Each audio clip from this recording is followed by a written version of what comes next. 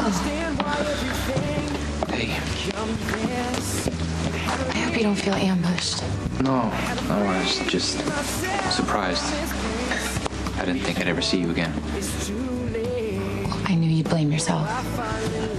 Because I was wrong. Is there any chance you want to sit down so we can talk?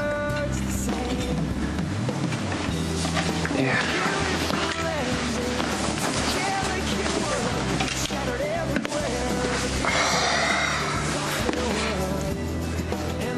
Look, I don't even know why you bother with me. You try over and over again to be nice, and I just do something crazy, just like on the pier. Are you glad to see me? Even just a little bit glad? Yeah. Of course I am. I mean, yeah, I'm glad to see you. I'm glad to see you too, Michael. I mean, I missed you. I check my cell like every 5 minutes to see if you've called. I find myself, walking by the pier or coming in here to have a cup of coffee, hoping to run into you. And I wonder how you are, and then I think of things that I want to tell you. And you're the first friend that I've made in a long time. So that's why I bother. So, how have you been? Not great. I didn't get in any fights or anything. Well, that's good news. I've just been thinking about you a lot, too.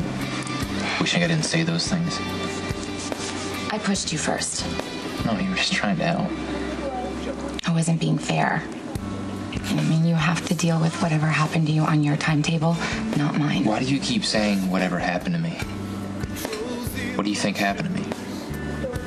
I won't know unless you tell me, Michael. If you ever want to talk, I want to listen.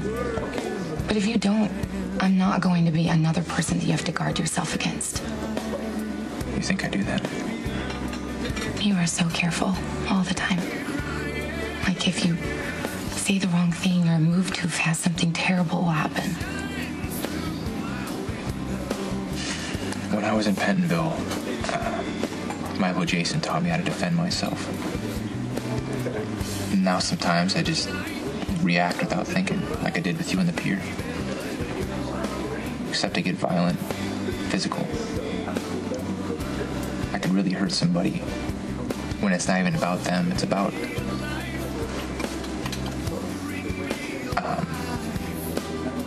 I'm fighting somebody who's already dead. Well, at least you're fighting. I don't understand. You made a choice not to be a victim. And that's the hardest decision to make. The hardest promise to keep yourself. I mean, not to just lie down and take whatever comes or hide whatever's hurting you with drugs or booze or, oh God, I mean, there's a million ways to escape your life. The toughest thing is to live it. It's tough for you too. Sometimes. But I think about where I was, what my life used to be, and nothing I ever go through now will be that hard. So when I'm stuck somewhere I don't want to be, I just think of the next good thing that can happen. Like what? Like when I'm working, my feet are killing me. I tell myself in 2.5 hours the shift is over and I will put on socks and sweatpants and turn on some good music and dance all around my apartment for myself. You dance around your apartment? I cannot believe I just told you that. Why? That's totally embarrassing. No, I think it's cool. Besides, I mean, think of all the ways I've embarrassed myself with you. Well, you just don't need to be embarrassed. Neither do you. How did you spend your Thanksgiving? It was a little weird. It was at my great-grandfather's. Why is that weird? Well, how much time do you have? Okay, well, now I'm really curious. Well, there was this huge custody fight over me when I was a baby. In the end, I got adopted by my father, who my great-grandfather hates. Okay, I think I'm getting this so far. Anyway, I usually don't spend much time with my great-grandfather, but the way things worked out, I was there on Thanksgiving. And it made him happy to see me, so that was nice. Was the rest of your family there? Well, I'm guessing your dad wasn't, but... My dad was cooking dinner for his dad and his accountant, kind of a tradition. They cook dinner and talk business, I don't know. But my stepdad took my mom and my brother and my little sister to Manhattan for the parade. I couldn't go because of my parole. Well, I'm surprised they left you behind. No, I wanted him to go. I mean, Morgan had a great time. Jocelyn, she's a little too young to know what was going on, but they got some good pictures with her, so... Well, that's very generous of you, to be happy they had a good time instead of being mad that you couldn't go. It's a parade. Yeah. If it was a football game, now that would be a whole different story. You do that a lot. What? You try to cover, everything so everyone's happy.